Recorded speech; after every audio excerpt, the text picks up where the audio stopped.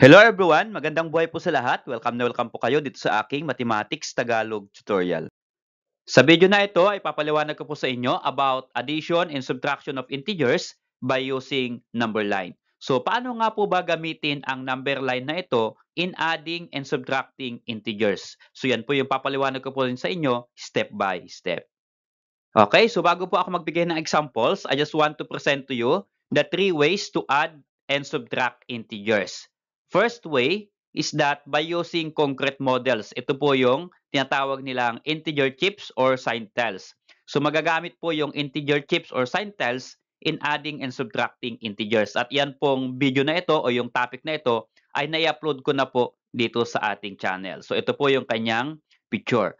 At yung pangalawang way ay pictorial model or ito yung tinatawag na number line. So sa video na ito, ang ipapaliwanag ko po dito ay by using number line, how to add and subtract integers. At abangan po ninyo yung next video ko, how to add and subtract integers by using rules.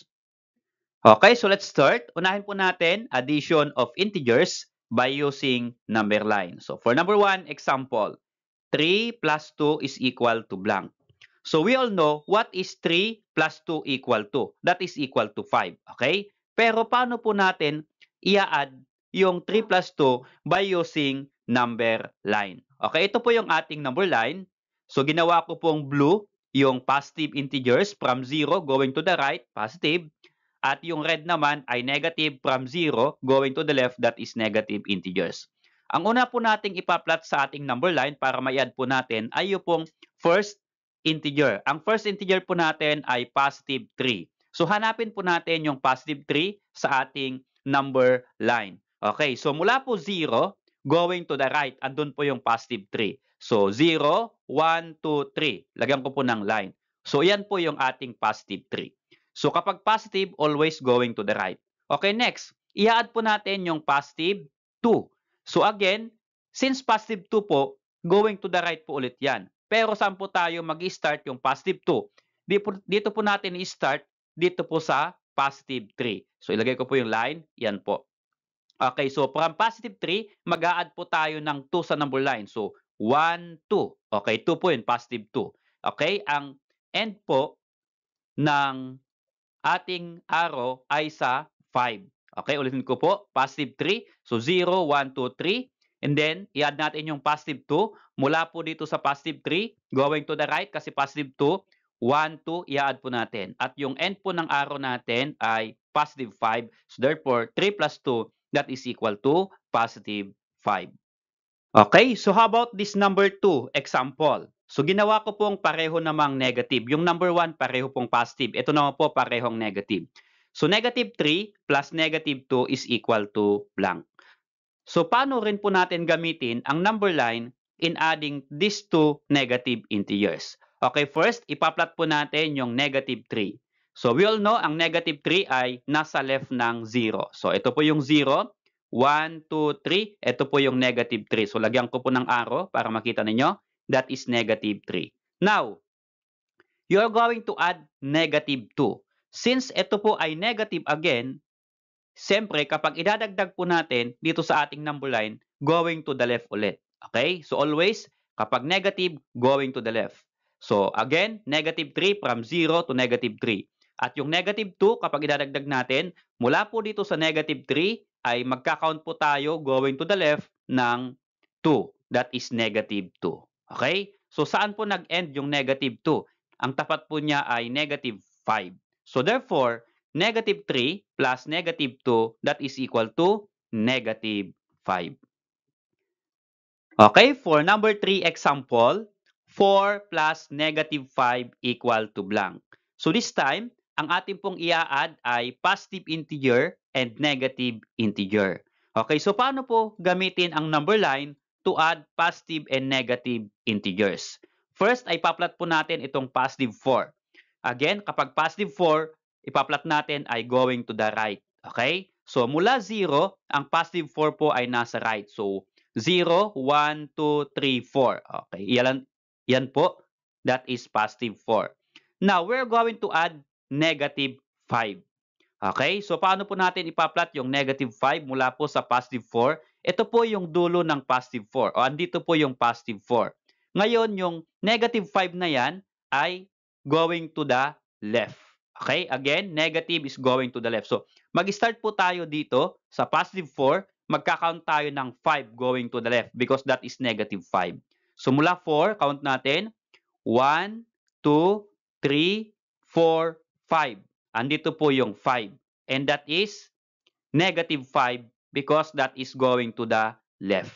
Saan po tumapat yung negative 5?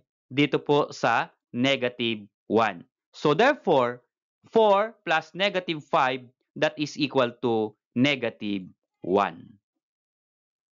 Okay, for number 4 example, negative 4 plus 7. So ito namang number 4 example natin, nauna yung negative, then i-add natin yung positive. Kanina sa number 3, nauna yung positive, i-add natin yung negative. So paano po ulit gamitin yan? Yung ating number line. So first, ipa-plot natin itong negative 4. Again, ang negative 4 is left of 0. So from 0, count natin going to the left. 1, 2, 3, 4. Ito po yung negative 4. Okay? So, i-add po natin yung positive 7. Again, ang positive 7 po or positive ay going to the right. So, mula po dito sa negative 4 ay ika-count po natin yung 7 going to the right. So, mula po 4, count po natin ng 7. 1, 2, 3, 4, 5, 6, 7. Hanggang dito po yung 7. So, lagyan ko po ng line. Okay? So, hanggang 3 po yung 7. Now, saan po tumapat yung end ng 7? Dito po sa positive 3. So, therefore, negative 4 plus 7 is equal to positive 3. Okay, so how about subtraction of integers by using number line? Okay, let's have number 1 example. 5 minus 3. So we all know what is 5 minus 3 is. So 5 minus 3, that is equal to 2. Ngayon, paano po gamitin yung number line? Okay, so yung subtraction or from subtraction of integers ay gawin po nating addition of integers. Ano po? At yung concept po ng addition of integers sa number line, yun po yung gagamitin. Pero, paano po i-convert itong minus to plus? Okay, so yung 5 minus 3 magiging 5 plus negative 3 po yan. So ito pong sign na ito ay gagawin po nating, itong minus po na ito ay gagawin po nating sign ng kasunod na integer. Kaya ito po ay 5 minus 3 magiging 5 plus negative 3. Okay? And then, ipa-follow na po natin yung rule of adding integers dito po sa number line. So first, i-plot natin itong positive 5 sa number line. So positive po mula 0 going to the right. So ang 5 po ay 1, 2, 3, 4, 5. Andito po yung 5 going to the right. And then, sa end po ng 5 o sa 5 ay i-add natin yung negative 3. So count natin from 5 going to the left 3 times kasi negative 3. So ito po yung 5, count natin. 1, 2, 3. Hanggang 3 lang po kasi negative 3. Ito po yung kanyang tapat sa 2. Okay, lagay ko po yung line. That is negative 3.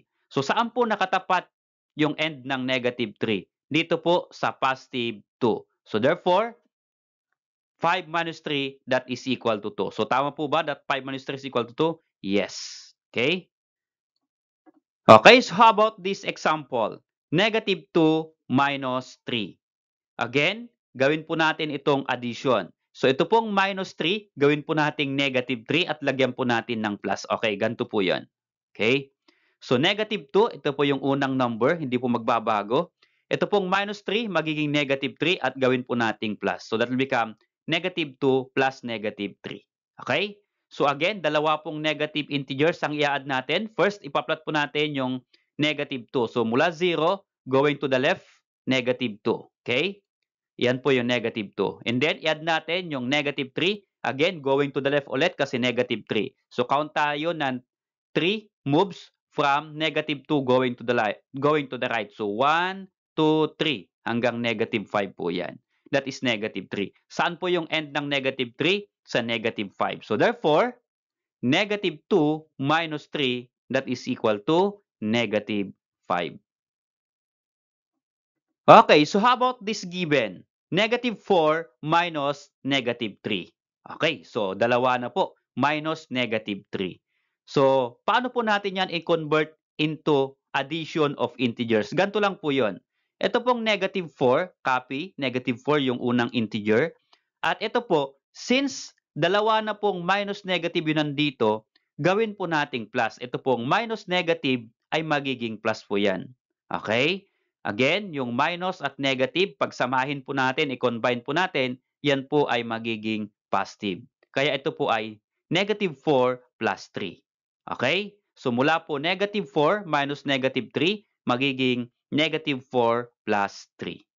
Okay, so sundin po natin yung addition of integers sa number line. I-plot po natin una ang negative 4. From 0 going to the left, yan andun po yung negative 4. Okay? At from negative 4, i-add natin yung positive 3 since positive going to the right. So mula po negative 4, count tayo ng 3 going to the right. Yan po ay 1, 2, 3 hanggang dito po sa negative 1. Okay?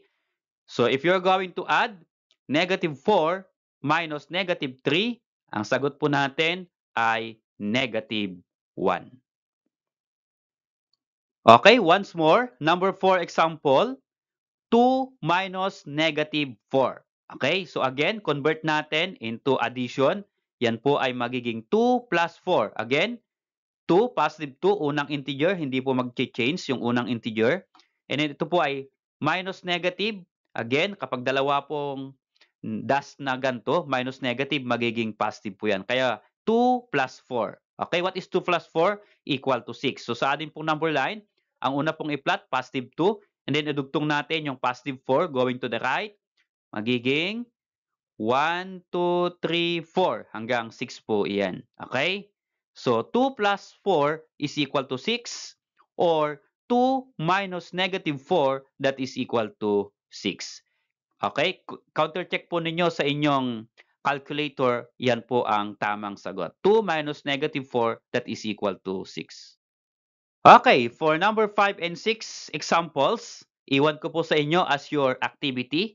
Yung number 5 po ay addition, number 6 ay subtraction. So 22 plus negative 41 equal to, and number 6, 32 minus negative 60 equal to. So kapag ganito po kayang integer ang given or integers, kaya po bang gamitin yung number line? So medyo mahirap na po kapag big numbers po yung given. Bakit po? Kasi kailangan mo ng mahabang number line. So meron pa akong technique kung paano po iyan i-add.